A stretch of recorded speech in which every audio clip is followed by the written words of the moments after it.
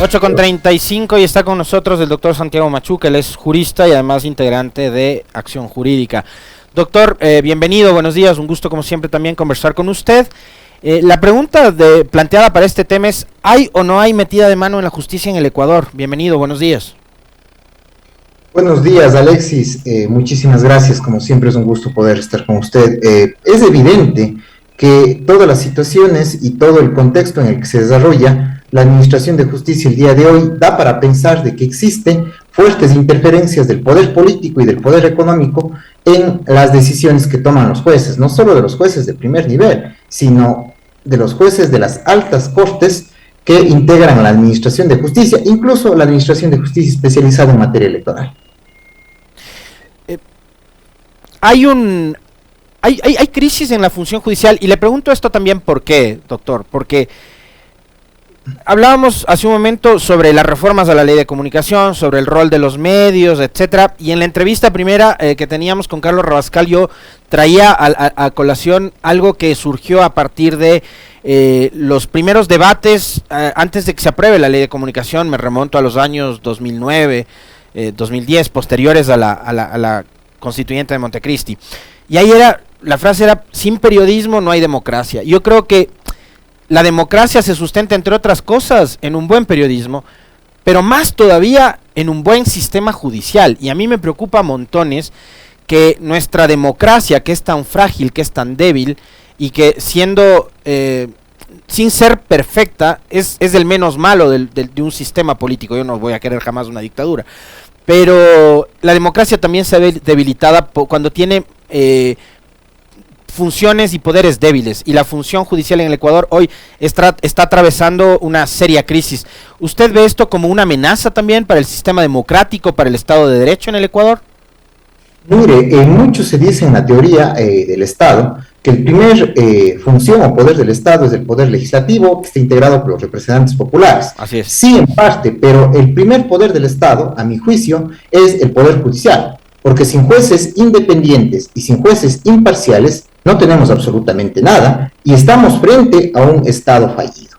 Entonces, bajo esas consideraciones, la imparcialidad y la independencia no solo se mide en el sentido de que los jueces dicten sus fallos apegados a derecho y que no tengan interferencias de otros poderes del Estado, como por el poder ejecutivo o el poder legislativo, sino también que no tengan influencia del poder político, y que también no tengan influencia del poder incluso de los medios de comunicación y incluso de ciertos sectores sociales. Porque si es que no tenemos jueces que son independientes e imparciales, estamos frente a un Estado fallido, un Estado que no funciona. Y también a eso súmele la necesidad de capacidad técnica en los operadores jurídicos. Aquí tenemos ignorancia mezclada con mala fe, pero también con metida de mano del poder político, económico e incluso de ciertos medios de comunicación. Recuerde lo que hace algunos días, y eso fue noticia, uno de los ex jueces que había sido cesado en funciones por este ilegal e inconstitucional proceso de evaluación que llevó el Consejo de la Judicatura en el año 2019, decía lo siguiente: tuvimos que no otorgar medidas alternativas a un determinado procesado, por cuanto los medios de comunicación nos soplaban en la oreja. Edgar Flores, refiriéndose al caso de Alexis Mera, el que usted cita. Específicamente al caso del ex secretario jurídico de la presidencia, que no he querido nombrarlo por respeto. Bajo esas consideraciones, sí, o sea, estamos frente a situaciones alarmantes en donde los jueces dictan sus fallos por influencia del poder político. Usted ha puesto dos casos puntuales: el caso de Guadalupe Llori y el caso de el superintendente de bancos, y los audios del vocal Murillo y del vocal Murillo en el que señalan justamente la necesidad de que la función ejecutiva les está solicitando actúen de determinada manera. Y también el caso de del juez del juez cesado que les acabo de comentar. Son muestras alarmantes que nos llevan a tener en cuenta cierta preocupación en la administración de justicia en el país. Ahora, doctor, con respecto a lo que me decía en su primera respuesta, o me parece que en esta fue en la introducción, es viable tener, bueno, sería lo deseable, ¿no? Pero puede resultar hasta medio utópico en un país como el ecuatoriano aspirar a eso, aunque es lo deseable, es lo óptimo, debería ser lo normal, pero tener jueces imparciales, a mí me bastaría con que no me importa que tengan su sesgo político, su sesgo ideológico, siempre y cuando sean honestos consigo mismos. Pero digamos, en este país, en el Ecuador de hoy, ¿es viable tener jueces imparciales? Con la probidad me basta, le digo, doctor, o sea, ya la imparcialidad es demasiado, pero ¿y cómo se debería además llevar adelante estos procesos de selección para tener justamente operadores de justicia que no respondan a ningún poder? Es que justamente, Alexis, la imparcialidad y la independencia judicial no se mide ni en la forma en cómo fueron designados, porque pueden haber sido designados por el presidente de la República, pueden haber sido designados por el Parlamento, pueden haber sido designados por otra función del Estado. No se mide tampoco por el sesgo ideológico. El sesgo ideológico, definiéndole de esa manera, no es una cuestión que afecte el actuar, o las personas pueden profesar, y hay la libertad de conciencia como derecho, en el que permite a cualquier persona creer o no creer en determinada situación, y eso está bien. ¿Dónde se mide la imparcialidad y la independencia? Cuando yo dicto mi fallo. Cuando dicto mi fallo apegado al derecho, sin importar que el destinatario de ese fallo sea A o B persona. Porque resulta que en el país se nos está metiendo la idea, e incluso repetida por ciertos profesionales del derecho, que eso es lo que a mí me asusta, ciertos subdecanos de ciertas facultades y de ciertas decanas de ciertas facultades, en las cuales se está llegando a decir que por ser correísta se tiene que fallar de determinada manera, o por ser adherente amarillo o adherente blanco de determinada organización política se tiene que fallar. Eso sí es completamente aberrante. El fallo tiene que estar fundado en derechos y fundado en lo que dice la norma, la Constitución y la ley. Yo ponía un comentario en los últimos días y señalaba lo que sucedió con el exalcalde de la capital.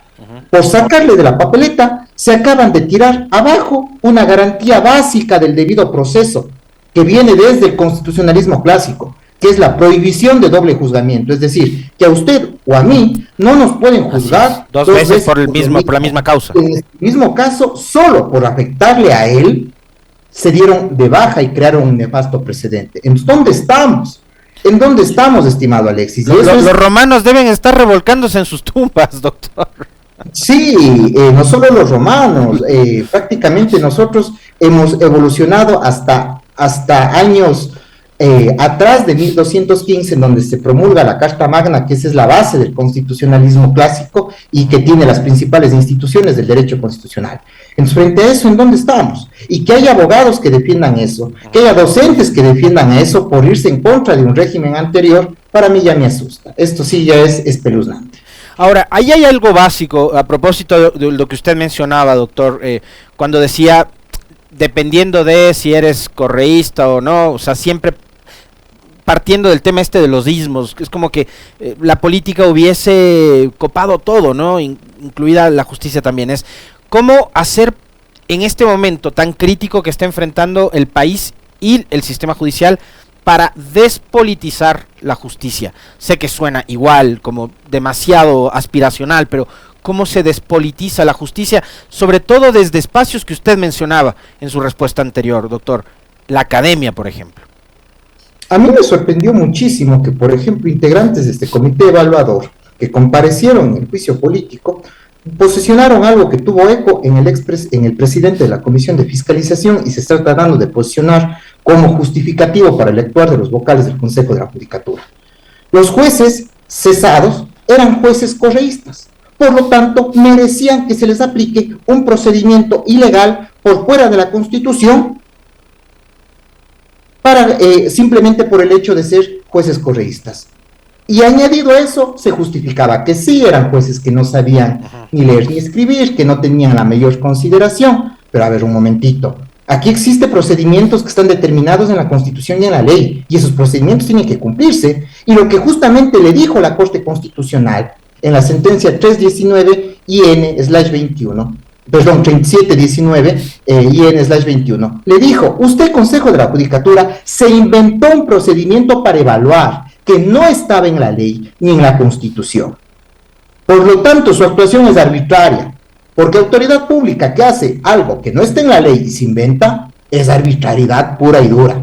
Entonces, mire lo que están tratando de posicionar, que se merecían. que se merecían. ¿Por qué? Porque eran jueces adeptos a una determinada organización política y justifican que incluso la designación de conjueces temporales, figura que no esté establecida en ningún lado, también es justificativo porque se necesita cortes independientes. Es decir, cuando la corte es leal a mis intereses, es independiente. Cuando no es independiente, cuando no es leal a mis intereses, pues no es independiente y ahí sí me callo. Entonces, mire, aquí la doble moral también que existe en la academia es lo que más me preocupa e insisto en eso. Porque el daño que le están haciendo es al sistema judicial, o sea, digamos, partiendo del hecho de que sosteniendo e impulsando ese tipo de teorías, estoy afectando a mi adversario político, pero finalmente lo que está detrás, doctor, es la institucionalidad de la justicia de un país. No es solo la disputa personal que pueda tener Ramiro García con el correísmo, pues. Es justamente una situación alarmante y es una situación completamente alarmante. ¿Por qué? Porque lo que necesitamos en este sentido, en estos momentos, es sentido común y objetividad, independientemente del color del adversario político. Porque resulta que hoy pueden ser los afectados de un sistema judicial podrido, mañoso, determinadas personas, pero al día siguiente podemos ser nosotros. Y mientras no nos pase, ahí no vamos a saber lo grave que es tener un sistema de justicia podrido en este país, que no funciona y que funciona de acuerdo a las órdenes del poder político. Mientras no se aplique la norma, pues no tenemos ninguna garantía, ni usted, ni yo, ni cualquier ciudadano. Y aquí no se trata de que sea tal o cual persona, sino se trata de tener un sistema técnico imparcial e independiente. Yo decía en alguna conversación con colegas, que a mí lo que me preocupa, por ejemplo, que esto suceda en las más altas cortes, pues, que esto suceda en la Corte Nacional de Justicia, que es el máximo órgano de administración de justicia. La capacidad y las barbaridades que vienen de los fallos de los jueces, de la Corte presidida, y eso sí hay que decirlo con nombre y apellido, por Iván Saquicela, porque él también es cómplice de las actuaciones del Consejo de la Judicatura. Lo que sucede en estos casos es para alarmarse. En los actuales momentos más confianza tengo de un juez de primer nivel del cantón más pequeñito de este país, que de un juez de la Corte, que miedo estar en manos de un juez de la Corte Nacional que recibe presiones, pero que también sí no saben leer ni escribir, porque resulta que tampoco es que nos vengan a decir que han reemplazado por los mejores. Aquí hay ignorancia con mala fe y eso es peligrosísimo. Ahora, doctor, hay algo que a mí me genera inquietud, preocupación, y yo no le voy a pedir a usted que haga un juicio de valor, pero sí que me dé su reflexión y que me dé algún tipo de certeza también para decirme, epa Alexis, creo que ahí se te está yendo de la mano un poco, estás exagerando, no es así, mucho cuidado, pero estamos viviendo momentos realmente dolorosos en el país, preocupantes, alarmantes además, porque vemos que el crimen organizado y el narcotráfico parecería que han permeado diferentes instituciones. Aquí las mismas autoridades lo han aceptado. Alguna conversación con el ministro del Interior, Patricio Carrillo, lo dijo. Y vimos el caso de los 8 integrantes de la Fuerza Armada en Galápagos hace unos días, lo que ha pasado con Don Nasa en el ejército, lo de las captaciones ilegales de dinero, lavado de dinero, etcétera, etcétera, que involucran a otras instituciones del Estado. La justicia pudo haber sido también permeada por estas bandas de delincuencia, de crimen organizado, el narcotráfico, tomando en cuenta lo vital, lo importante que es para ellos, por ejemplo, controlar operadores de justicia. Por supuesto, si es que la justicia no tiene imparcialidad ni independencia externa o interna, pues es susceptible no solo de que el poder político alce el teléfono y diga cómo tienen que fallar los jueces, sino también es susceptible a la influencia de la presión a través del dinero o de las amenazas que pueden surtir de parte de la delincuencia o de grupos de delincuencia organizada. Entonces, eso es alarmante. Bajo esas condiciones, usted puede entender cómo un juez en determinada manera falla y en otra manera falla de manera completamente contraria. En el caso de la Corte Nacional de Justicia, ha establecido incluso en algunos de sus fallos el tema de la caducidad de la prisión preventiva, por ejemplo. En ciertos casos, para ellos sí existe caducidad cuando supera los límites constitucionales, incluso cuando hay sentencia condenatoria. Pero resulta que en el caso de Freddy Carrión no. En el caso de Freddy Carrión no hay caducidad. Así se incumplen los términos, los tiempos constitucionales. Frente a eso, ¿en dónde estamos? Entonces, cuando un juez falla de determinada manera, de una forma, y en un caso similar falla de otro, usted dice, bueno, en lo otro que hubo una presión política o hubo prácticamente la influencia del dinero. Vuelvo a insistir, no solo en las altas, no solo en jueces de primer nivel, sino en las altas cortes y jueces especializados. ¿Cómo es que en el caso, por ejemplo, haciendo un análisis con ejemplos, cómo es que en el caso del exalcalde de Quito, el pleno de jueces ocasionales le dice, sí, prácticamente usted ha prácticamente cometido una infracción? Y el pleno integrado por jueces titulares le dice, no, usted no ha cometido, en un caso similar, sobre la misma persona, no ha cometido esa infracción. Dos fallos contradictorios. Qué raro, ¿no? ¿Qué seguridad tenemos frente a esta situación? ¿Y qué seguridad tenemos? A ver, estos casos son sonados, pero ¿qué pasa al caso del señor completamente desapercibido del cantón más pequeñito que tiene que acudir a la función judicial y esos casos ni siquiera se oyen? ¿Qué barbaridades habrá en los casos del común y corriente de nuestra población? Doctor, y ahí, en medio de todo esto y en entredicho en este momento, están los vocales del Consejo de la Judicatura. Se han revelado audios que son públicos, en donde se los ve algunos vocales tratando de presionar para favorecer a determinados actores políticos dentro de casos que han planteado para recuperar sus cargos. Me refiero al caso de la señora Zori, por ejemplo, y ahora último este audio del señor Morillo, en donde habla de tener liquidez para llevar adelante el proceso de selección de jueces y juezas. Hay en medio de todo esto la discusión a nivel político de enjuiciar y censurar políticamente a los 4 vocales de la Judicatura.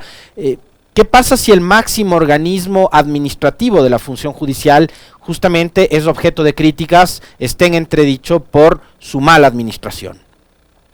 Es que justamente aquí se ha discutido, y también vuelvo el rol de la academia. Unos hablan de desaparecer, otros de quitarle funciones. A ver, si desaparece el Consejo de la Judicatura y se le quitan funciones, ¿quién es el que administra todo el tema de bienes, talento humano, para que los jueces y operadores jurídicos puedan cumplir con su rol? Ya, aquí no hay que confundir las cosas. Lo que sí tiene que tener el Consejo de la Judicatura es primeramente una tecnicidad para que sus labores se enmarquen exclusivamente en la administración de lo que necesitan para que jueces puedan cumplir con sus funciones. Y hasta ahí no más. Pero que el Consejo de la Judicatura adquiera facultades para entrar y a través de mecanismos de presión como los procedimientos disciplinarios, que en unos casos sí caminan y en otros no, y en otros se hacen de la vista gorda. Cuando se les va a denunciar a jueces, también hay casos en los que se hacen de la vista gorda y otros casos en los que sí actúan diligentemente. Vaya a preguntarles usted por qué. Pero bueno, en esos casos el Consejo de la Judicatura tiene que actuar obviamente enmarcado en el ejercicio de sus funciones y dejar que los jueces hagan su trabajo. No es más, no hay mucha ciencia en esto. No tienen que andar buscando la forma de chantajear a los jueces. A través de ninguna forma, tienen que dedicarse a administrar. Y en esto les digo, el Consejo de la Judicatura lo que tiene que limitarse es de que exista toners, de que exista papel higiénico en los baños, de que exista jabón en los baños, de que exista adecuadas plataformas tecnológicas. De eso se tienen que ocupar, no de cómo falla el juez, no de cómo dicta el juez, y de cumplir los procesos de designación y selección en los tiempos, porque resulta que tampoco han realizado el proceso de designación de jueces dentro de la Corte Nacional de Justicia y que están actuando con jueces temporales designados a dedo. Entonces tiene que cumplir sus funciones. Ahora bien, bajo esas consideraciones se tiene que dejar que los jueces hagan su trabajo y cumplan con su rol.